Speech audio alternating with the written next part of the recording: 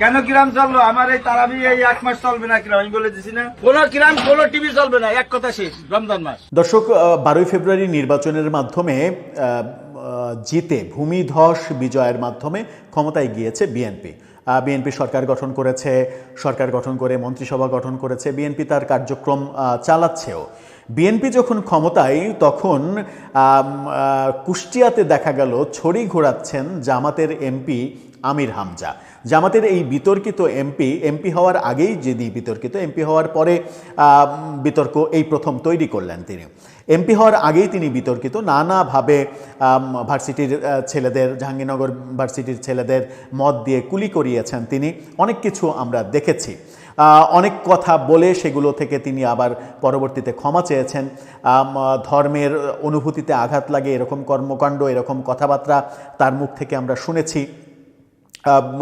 তিনি দাঁড়িপাল্লায় ভোট দিলে কি হবে, কোথায় যাবে, বেহেস্তে যাবে নাকি দোজখে যাবে, এরকম নানা কথাবার্তা শুনেছি আমরা। সেই বিতর্কে যেতে চায় না, কিন্তু যখন বিএনপি ক্ষমতায়, তখন তিনি কুষ্টিয়াতে তার যে আসন, যেখানে কুষ্টিয়া 3 শহরের আসনে তিনি জিতেছেন, সেখানে তিনি রাতের বেলা ছড়ি ঘোরানো শুরু করেছেন। ছড়ি ঘোরানো কি, তিনি আদেশ জারি করছেন দোকানে দোকানে গিয়ে যে রাতের বেলা, মানে রাতের বেলা না, রমজান মাসে কোনো ধরনের কোনো টেলিভিশন চলবে না, কোনো ধরনের কোনো ক্যারাম খেলা যাবে না, এই আদেশ তিনি জারি করছেন। এখন প্রশ্ন হচ্ছে, যদি রমজান মাসে টেলিভিশন দেখা না যায়, তাহলে এটা মানে তার বয়ানে ইসলামের দৃষ্টিতে কতটা ঠিক, কতটা বেঠিক? টেলিভিশন যদি মানে অপবিত্র ব্যাপার হয়, তাহলে টেলিভিশনকে সবসময় বর্জন করা উচিত।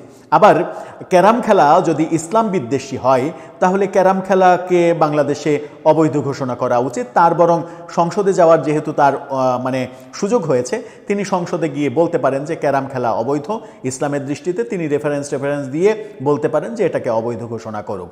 বিএনপি সরকার সেটাকে অবৈধ ঘোষণা করল। যতক্ষণ পর্যন্ত এটা তিনি না করছেন, ততক্ষণ পর্যন্ত কোনো ব্যবসায়ীকে কি গিয়ে তিনি বলতে পারেন রমজান মাসে টেলিভিশন চলবে না, রমজান মাসে ক্যারাম খেলা চলবে না?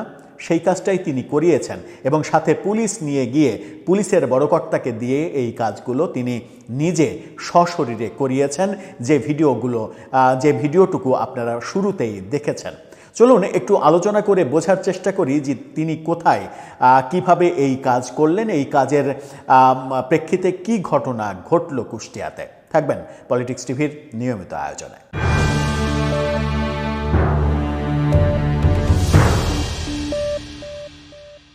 দর্শক, সবথেকে বড় কষ্টের জায়গা হচ্ছে কুষ্টিয়াকে আমরা সাংস্কৃতিক রাজধানী বলি।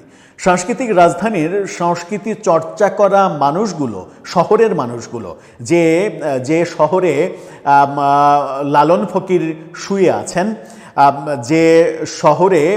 যে শহরের পাশে রবীন্দ্রনাথের কুঠিবাড়ি, রবীন্দ্রনাথের পদচারণা, যেখানে মীর মোশাররফের পদচারণা, যেখানে হাজারো গুণীজনের পদচারণায় যে কুষ্টিয়া ধন্য হয়েছে, সেই কুষ্টিয়া আজকে কেন যেন একটা সাম্প্রদায়িকতার অভয়ারণ্যে পরিণত হতে চলেছে। বিগত নির্বাচনে আমরা সেটাই দেখেছি। সেটা হতেই পারে কুষ্টিয়াবাসীর পছন্দ, কিন্তু যাকে কুষ্টিয়াবাসী পছন্দ করলেন, তিনি যে কাজ করছেন সেটা কতটা পছন্দ হবে কুষ্টিয়াবাসীর, সেটা একটা গুরুত্বপূর্ণ বিষয়। মানবজমিনের শিরোনামটা দেখুন, সেখানে বলছে কুষ্টিয়ায় বাজারে রমজানে ক্যারাম টিভি বন্ধের নির্দেশ পুলিশ কর্মকর্তার। আপনারা ভিডিওতে দেখলেন সেই পুলিশ কর্মকর্তাকে মানে সাথে নিয়ে তিনি মুভমেন্টটা করছেন এবং তিনি এই কাজটা করিয়েছেন। কুষ্টিয়া সদর উপজেলার পাটিকাবাড়ি বাজারে রমজান মাসে ক্যারাম খেলা ও টেলিভিশন চালানো বন্ধের নির্দেশ দেওয়ার অভিযোগকে কেন্দ্র করে স্থানীয়ভাবে আলোচনা সমালোচনা শুরু হয়েছে। ঘটনাটা শুক্রবারের ঘটনা। স্থানীয় সূত্র জানায়, কুষ্টিয়া 3 সদর আসনের সংসদ সদস্য আমির হামজা বাজার পরিদর্শনে গেলে তার সঙ্গে ছিলেন ইসলামী বিশ্ববিদ্যালয়ে ইবি থানার অধীন পাটিকাবাড়ি পুলিশ ক্যাম্পের ইনচার্জ মশিউল আজম। সামাজিক যোগাযোগ মাধ্যমে ছড়িয়ে পড়া ভিডিওতে দেখা যায়, বাজারের একটি চায়ের দোকানের সামনে দাঁড়িয়ে মশিউল আজম কড়া ভাষায় বলেন, ওই যে ক্যারাম খেলতেছে, আমি বন্ধ করে দিছি কিনা, কেন চললো? সেদিন বাজার কমিটিকে ডেকে বলে গেছি না, তারাবির 1 মাস এখানে কোনো ক্যারাম, কোনো টিভি চলবে না, কেন চললো? পরে তাকে ক্যারাম বোর্ডের দিকে এগিয়ে যেতে দেখা যায়। ভিডিওতে পাশেই দাঁড়িয়ে থাকা কুষ্টিয়া সদর আসনের এমপি আমির হামজাকে বলতে শোনা যায়, রমজান মাস ইবাদতের মাস, যাই করবেন নামাজের সময় যেন এইসব না করেন। খুবই ভালো, আপনি নামাজের সময় বলতে পারেন যে নামাজের সময় আপনি টিভি চালান। নামাজের সময় বাংলাদেশে কোন মানুষ রয়েছে, এমনকি কোন হিন্দু রয়েছে যে নামাজের সময় বাজারে টিভি চালায়, মানে এই কি বলে তারাবির নামাজের সময় বাজারে টিভি চালায়, এরকম কোনো মানুষ রয়েছে? এরকম কোনো অধ্যত্ত কেউ দেখায়? মানে এই মানুষ তো এমনি, আমাদের দেশের মানুষ তো এমনিই ধর্মভীরু, তারা এমনিতেই নামাজকে শ্রদ্ধা করে, যারা নামাজে যায় না তারাও, কিংবা হিন্দু সম্প্রদায়ের মানুষ তারাও ওই সময়টা টেলিভিশন বন্ধ রাখে কিংবা উচ্চস্বরে চিৎকার চেঁচামেচি এগুলো বন্ধ রাখে। তাহলে পুলিশ দিয়ে আপনাকে এই কাজটা করতে হবে কেন? কেন পুলিশ বলবে যে রমজান মাসে এগুলো চলবে না? রমজান মাসে টেলিভিশন বন্ধ থাকলে আপনি যে ওয়াজ করেন সেই ওয়াজ মানুষ দেখবে কি করে?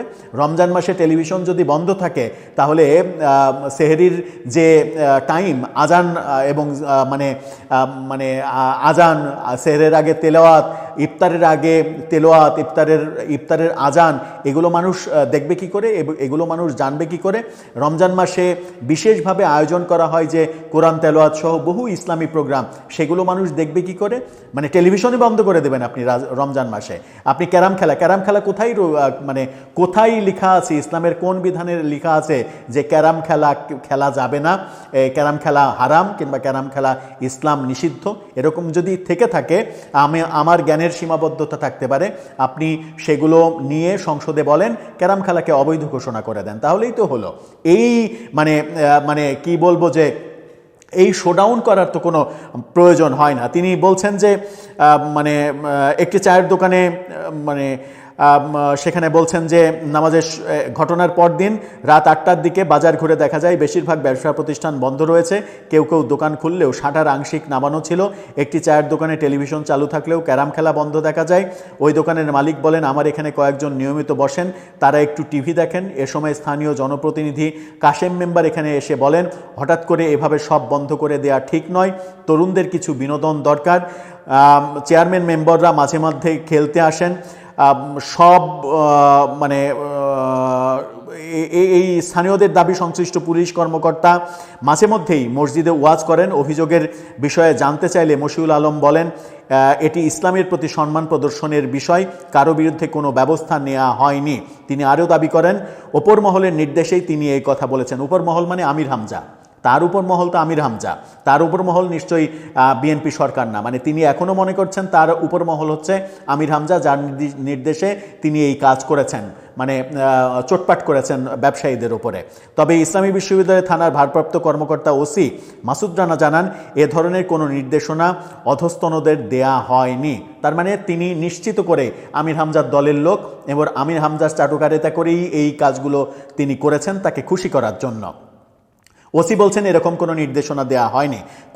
কুষ্টিয়ার পুলিশ সুপার জসিমউদ্দিন বলছেন, এটি কোনো পুলিশি নির্দেশনা নয়। রোজার দিনে চায়ের দোকান খোলা থাকবে কিনা তা আইনগত বিষয় নয়, এটি ব্যক্তিগত অনুভূতির বিষয়। এ কারণে কাউকে শাস্তি দেওয়ার সুযোগ নেইও বললেও তিনি জানান। একেবারে স্পষ্ট কথা, এসপি সুন্দর কথা বলেছেন যে এটা তো আইন হতে পারে না। রোজার দিনে কে দোকান খোলা রাখবে, কে দোকান বন্ধ রাখবে, এটা তো তার পার্সোনাল অনুভূতির ব্যাপার। সে যদি মনে করে যে আমার রোজার দিনে ব্যবসা না করলেও পেট চলবে, তাহলে সে ব্যবসা করবে না, সে দোকান বন্ধ রাখবে, সে দোকান খোলা রাখবে না।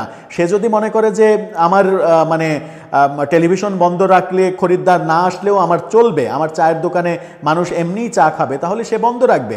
সে যদি মনে করে নিজে থেকে, তাহলে সেটা করবে। আপনি কে এটা চাপ প্রয়োগ করে করানোর?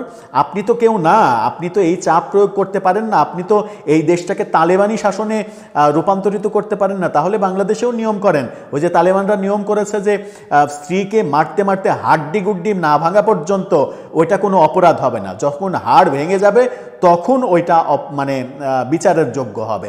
হাড় না ভাঙা পর্যন্ত আপনি স্ত্রীকে মারতেই থাকতে পারবেন। এই নিয়ম বাংলাদেশেই করেন, সমস্যা কি?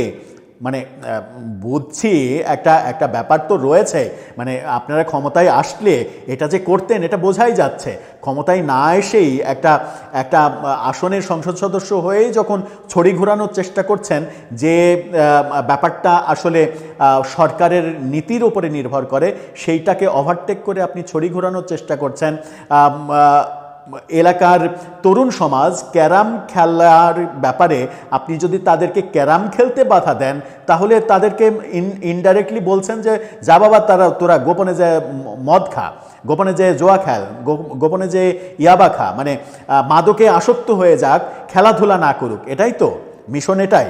মাদকে আসক্ত হলে সমস্যা নেই, কারণ ওটা গোপনে করছে। আর প্রকাশ্যে খেলাধুলা করলে সেটাতে আপনার সমস্যা, আপনার ইমানে আঘাত লাগে। এত ইমান এত অহেতুক লোক দেখানো ইমান আপনাদের কোথায় থেকে গজে, এটা তো একটা বড় প্রশ্ন। এই কাজগুলো বাংলাদেশে হঠাৎ হলে কি, যে হঠাৎ কোনো মানুষ খুবই গরিব অবস্থা থেকে যদি হঠাৎ লটারিতে 40 লাখ টাকা পেয়ে যায় না, তখন সে টাকা রাখার জায়গা পায় না। সে একবার ভাবে যে মাটির নিচে রাখবে, নাকি কাঁথার নিচে রাখবে, নাকি বালিশের মধ্যে রাখবে, নাকি হাঁড়ির মধ্যে লুকিয়ে রাখবে, কোথায় রাখবে সে টের পায় না। এদের অবস্থা ওই হয়েছে। অপ্রত্যাশিতভাবে অনেক কিছু পেয়ে গেলে যা হয়, সেই উদাহরণটা কুষ্টিয়াতে তৈরি হলো। অথচ এই কুষ্টিয়া বাংলাদেশের সাংস্কৃতিক রাজধানী বলে খ্যাত। এই কুষ্টিয়া নিয়ে আমরা সারা বাংলাদেশের মানুষ অহংকার করি। এই কুষ্টিয়ার লালনকে, রবীন্দ্রনাথকে একটুখানি অদেখা স্পর্শ করতে সারা পৃথিবীর মানুষ সেখানে ছুটে যান, এক বেলার জন্য হলেও। দর্শক, আপনার মতামত জানিয়ে লিখতে পারেন আমাদের কমেন্ট বক্সে।